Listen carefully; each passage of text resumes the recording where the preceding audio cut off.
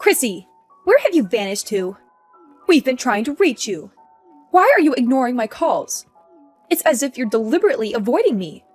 I'm growing increasingly concerned about James. What's his status? How is my son faring? Are you spending enough time with him at the hospital? He needs you. Oh, hi, Serena. How are you? Sorry I wasn't able to answer your calls. I've been very busy at work, so I haven't been able to answer the phone a lot of the time. Regardless of work, you should keep us updated. It's not that difficult to answer or make a call. I apologize. Today was particularly hectic and I couldn't get back to you. Enough with the excuses. It comes off as insincere and lazy. So, how is James? Any improvements? His condition remains stable, neither better nor worse. But he seems to be sleeping a bit more than before, which is a slight improvement. So, he isn't really improving then. Just maintaining the status quo? Well, he started eating a little bit now, which is definitely a positive sign. We should be grateful for that. But that doesn't necessarily mean he's getting better, right? Seems like he's still in the same condition. Yes, overall that's true. All we can do is wait and hope for the best. I haven't lost hope yet. I know he's been fighting this illness for a long time, and it must be exhausting. Wouldn't it be better for him to be cared for at home now that his time is nearing? He insists on fighting till the end and doesn't want to come home to die. I respect his wishes and will stay with him at the hospital as much as I can. I want him to keep fighting, even if it's just one day at a time. It might be selfish of me, but I don't want to lose him. Then why don't you spend more time with him at the hospital? He needs your support now more than ever. You shouldn't just carry on with work while he's battling for his life. I agree with you, and I want to be by his side as much as possible too. But if I don't work, we won't be able to pay our bills. That's our harsh reality. You can be so cold-hearted sometimes. Is it all about money? Surely there are things more important than that. If it were me, I would even go into debt just so I could be at his side during his time of need. Well, James is telling me that I should keep working and making money, so that's what I'm doing. It's as simple as that. He and I are on the same page. And I'm actually headed over to the hospital to see him right after we finish this call, so that'll be good. We can eat dinner together. I am making a point of seeing him every day. It's my one and only mission in life. There's nothing more important to me than this now. Oh, is that so? It's funny that you should say that. It's interesting because, I've been thinking a lot lately. And I wonder if marrying you was what caused James to start having all these health problems that he's now dealing with. It makes sense to me. What? Just what are you trying to say to me, Serena? What are you getting at? What I'm saying is that you've been a jinx for him. A bringer of bad luck. A curse, even. I mean, just look at the big picture. You married him, but haven't given him any children. And then he got sick, and he's been in and out of the hospital ever since you two got together. And now he's bedridden, and we don't know what's coming next. It certainly doesn't look good, that's for sure. The chain of events is pretty clear to me. He was always happy, went to good schools, and had a good job. Then it all turned into a nightmare in the blink of an eye when he married you, Chrissy. All the money we spent on tutors, extracurricular activities, and the rest of his education has also gone to waste. What a shame. Please, for James' sake, don't say such things. None of this was caused by him. He has always done right by both you and me. Oh, I'm not blaming James for any of this. None of it is his fault. Not at all. But his judgment about you has definitely been poor. Because no matter how hard I try to see it from his perspective, I'm just amazed that he let himself get involved with a low-class woman like you. He should have split up with you right away, but, of course, he wouldn't listen to our advice on the subject, as usual. That's how he's always been. Hard-headed and stubborn. My brilliant son only became like this after marrying you, a single mother with only a high school education and nothing to offer him. Serena, please, save this for some other time. Now isn't really the time for all this, is it? Oh, isn't it? Then when is a good time for me to say it to you? I've held my tongue for too long now. I can't keep quiet about it any longer. So here it is. I've never liked you, and it's always been obvious to me that you are bad for my son in every way. I see no redeeming qualities in you. But James has always been your ally and supporter and has defended you. But then he got sick and couldn't take care of you anymore. That's why I'm saying all of this to you now. The time has come. Serena, I am sorry I haven't been the daughter-in-law that you wanted me to be. I really am. However, I fully intend to be the best wife and caregiver to him that I can be, and to take better care of him than anyone else can. Like I said, it's my one and only mission in life now, so I will continue to love and support him with my full effort and devotion. Just as I have been doing throughout this whole ordeal. You can count on that. You'd better. It'll be a real problem for everyone if you dump him now, after he's gotten sick and can't do anything useful. That would be a disaster for everyone involved. After all, who would look after him then? Us? We certainly couldn't take care of him the way that he needs to be cared for now. Look, just do what you're supposed to do as his wife, and then leave us alone, okay? Don't forget that he's counting on you, and so are we. Just give us regular updates on his condition and let us know if anything changes. It's your responsibility. It's all on you. Okay, I understand, and we'll keep taking care of him as I have been. By the way, are you and Maverick not going to visit him in the hospital at all? You still haven't been to see him, and he's wondering why. About that. No, we won't be going yet, and that's because we're old and we need to be careful not to get sick. Who knows what kind of germs we might catch if we go and hang around a place with that many sick people in it? That's just asking for a case of the flu, COVID, or who knows what. Plus, if we got sick, that would just be one more thing for James to worry about, wouldn't it? That won't do. Not at all. It's best not to take that risk. So no, we won't be visiting him at the hospital, out of an abundance of caution. That's actually another good reason to bring him home, by the way. Oh, I see. I guess that makes sense. It'll be hard to explain to him, though. But we're obviously thinking of him all the time. I mean, always. Always sending our thoughts and prayers. And it's precisely because we can't go visit him that we're in touch with you like this, too. Your role in all this is crucial now. So you better be sure to tell him that we're thinking of him, okay? Don't forget. Of course. I don't mind doing that for you and for him, but, you know, James is still able to use his phone. So wouldn't it be better if you and Maverick called him and told him that yourselves? I'm sure he'd love to hear from you. It would make his day. No, thank you. Talking to our child whose life is hanging by a thread? I just can't. That's too much for us to handle. Too much for us to bear. We're too old and fragile for that. I'm afraid it might cause Maverick to have a panic attack or worse. Can you please think a little more of how that would make us feel? Try to see it from our perspective for a change. This is why inconsiderate people are such a problem. They never think about others' feelings. I mean, good grief. Oh, okay. Well, I apologize then. Oh, we're almost at the bus stop for the hospital. I have to go now. Have a good night, Serena. You'd better take good care of our boy. He's the only son we've got. That's pretty much all that you're good for, so don't screw it up. Serena, can we talk for a moment? What is it, Chrissy? I'm just about to indulge in a relaxing bath. It's about James. His condition has taken a turn for the worse. The doctor suggested we start preparing for the worst. I think we should heed his advice. What? What happened? His condition has suddenly deteriorated. They managed to stabilize him this time, but they warned that next time could be more serious and he might not pull through. Why are we hearing about this just now? Too busy to call us again? I thought we agreed you'd keep us updated. I did call. I left a message. Didn't you check it? Please check your missed calls. I kept my promise. Oh, you did call. I apologize. We were out and I missed your call. So when are you planning to visit your son? He needs your support now more than ever. He's been asking about you. Let me think. But he's stable now, right?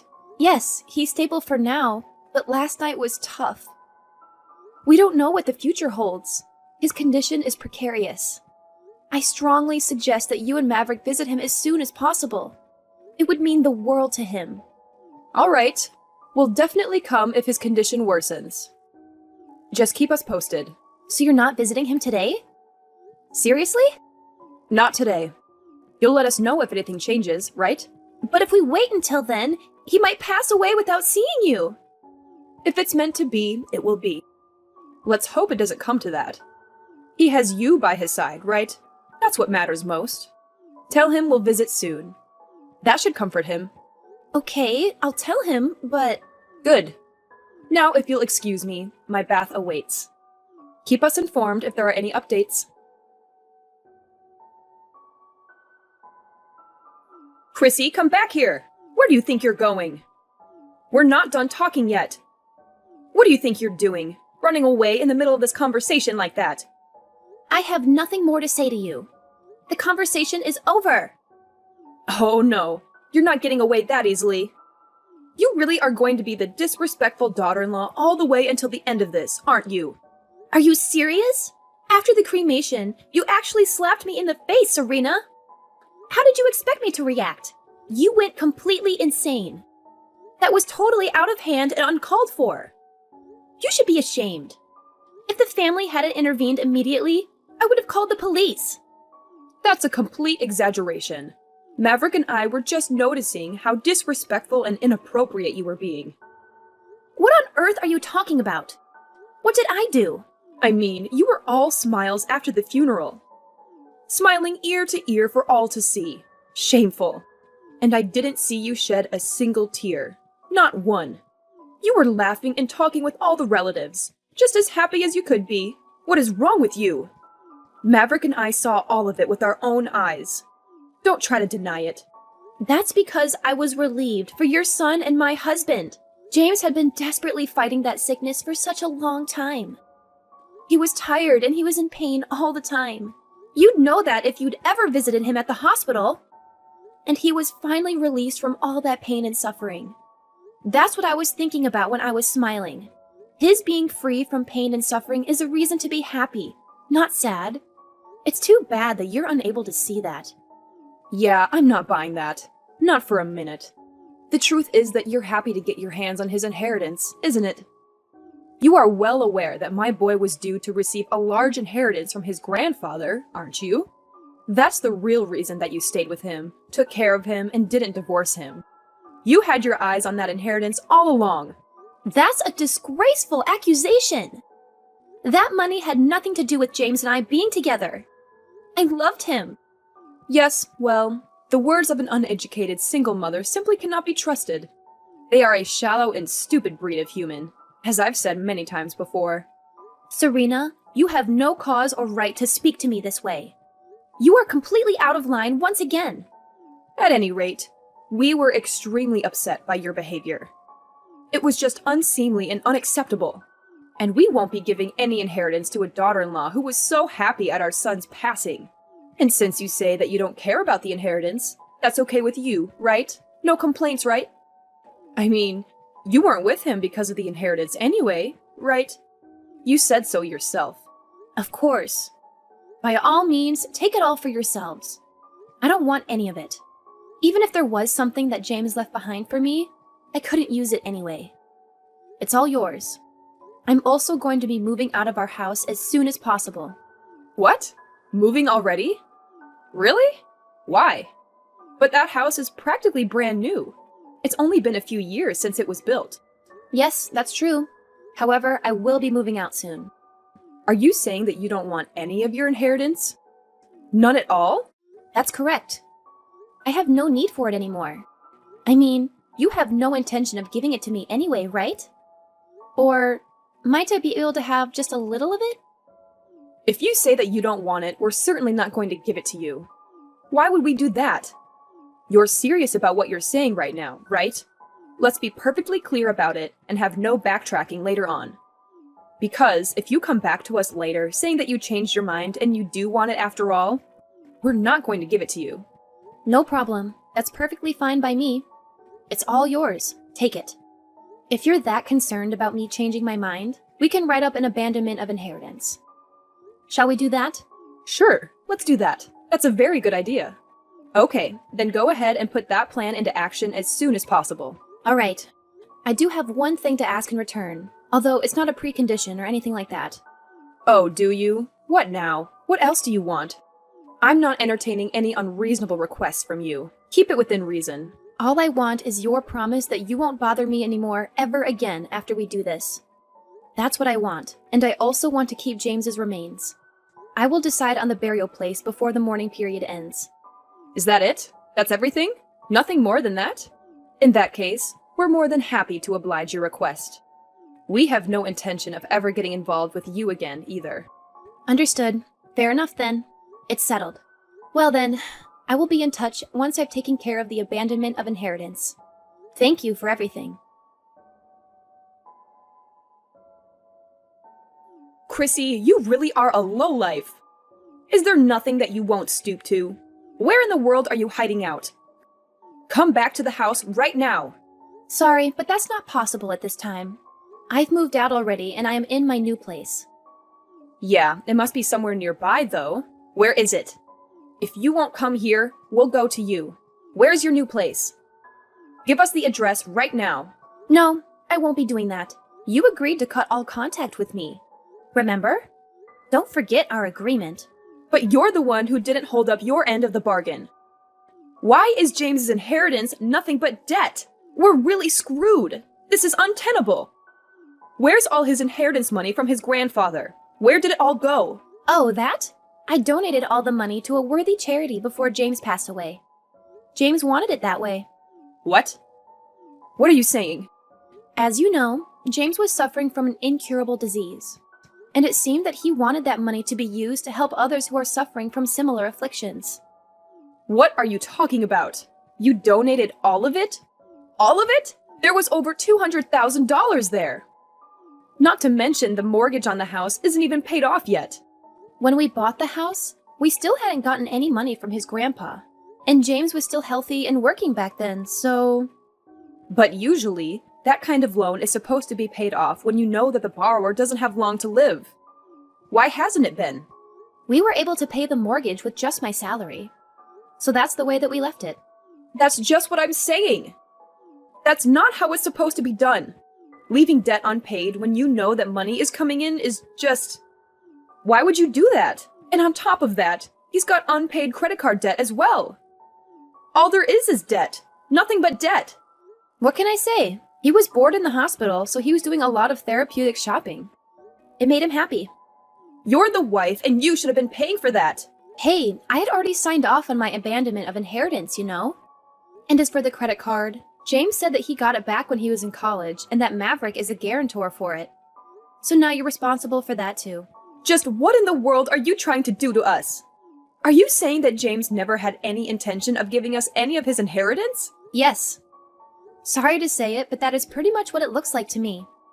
And that is also what he wrote in a letter to me, and asked me not to read it until after he was gone. So yes, we can safely assume that he had no intention of giving you anything. And you abandoned your inheritance, knowing about all this beforehand? Of course! After all, it was my husband's final wish, and I intended to honor it. It was my duty to honor it, in fact. What are you saying? I don't understand. Why has he been so cruel to us? We raised him from the time he was a baby. This is horrible. Cruel. That's not the kind of boy I raised. Yeah, I'm pretty sure that he was thinking the same thing about you and Maverick, Serena. I mean, you didn't even go to visit him in the hospital when he was dying. So that's why he left you nothing but debt. What goes around comes around. What? What did he say that we did to him? He told me that you didn't care about him. Always ignored him and made him do only what you wanted him to do, not what he wanted. And he didn't like the way that you bullied me, his loving wife. Once again, what goes around comes around. So, when James finally got his hands on Grandpa's money, he decided to spend it with joyful abandon. And that's just what he did. And, you know, after he got sick, he told me that he believed that you and Maverick were just waiting for him to die. I think that he probably wanted to get back at you for never even once visiting him while he was in the hospital. I can't really say that I blame him. We were thinking of him and worrying about him in our own way. He should have known that. Were you really? Honestly, after he got sick, didn't you say that raising him had been a waste of time and money? No! That's not true. Well, if you didn't like this inheritance situation, you can always just declare a personal bankruptcy. That's certainly one option. Personal bankruptcy? You must be joking. No thanks. I'd rather we just abandon the inheritance ourselves, too. No, that won't work because you've already taken possession of a few $1,000s in that bank account, haven't you? And I also heard that you've already gone ahead and moved into the house. Is that also true? So, is abandoning the inheritance even an option anymore? Somehow, I don't think so. Huh? What do you mean? We can't abandon the inheritance anymore? Oh, I'm sorry. After all, I'm just a college dropout, and I have no idea about these things. You should probably look into it on your own or consult an attorney about it. This stuff is so complicated, and I'm so uneducated. You witch! You knew all about this all along and said nothing to us. How petty and vindictive! Treating us like this, no matter how cold we may have been to you, is just beyond the pale. We're James's parents, not to mention we're your parents-in-law too. Does this mean nothing to you? Oh, really? Is that so? This outcome was inevitable in my opinion. I can't believe you didn't see it coming, to be honest. After all, you were always ridiculing my high school education and my single motherhood. Honestly, is there a person on Earth who would actually want to help you after being treated so badly by you for so long? And he canceled his life insurance. Did you know about that too? How are we supposed to live now? We're screwed! I have no idea. It sounds like you and Maverick need to think and talk things over. Wait, Chrissy.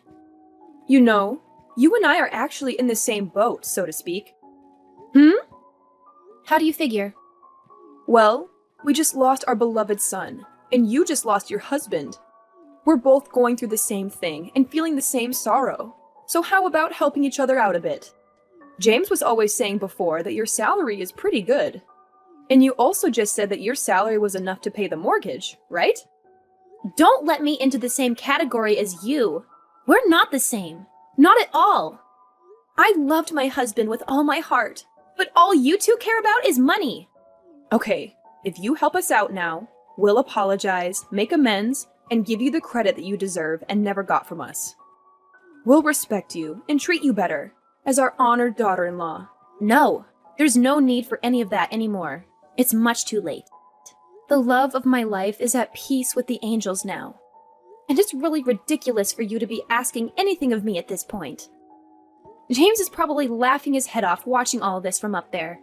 Please don't say that. It's just cruel. Please come back and live in the house that you built. Then we can all live together. I mean, isn't it tough being all by yourself? Sure.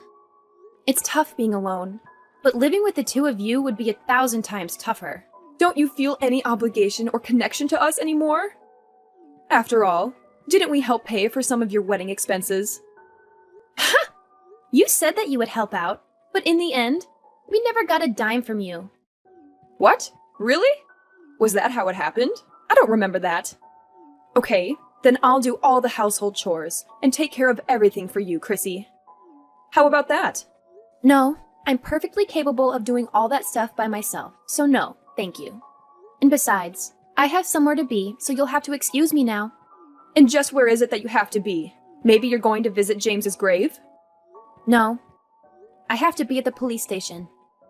Why do you have to go to the police station? Because you slapped me, remember? I need to go file a police report about it. It was assault. Plain and simple. What?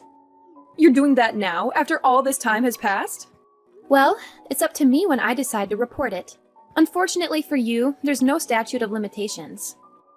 And it looks like a family member is willing to be a witness for me too, so... Wait just a minute. Chrissy, please. Please forgive us. No. I most certainly will not forgive you.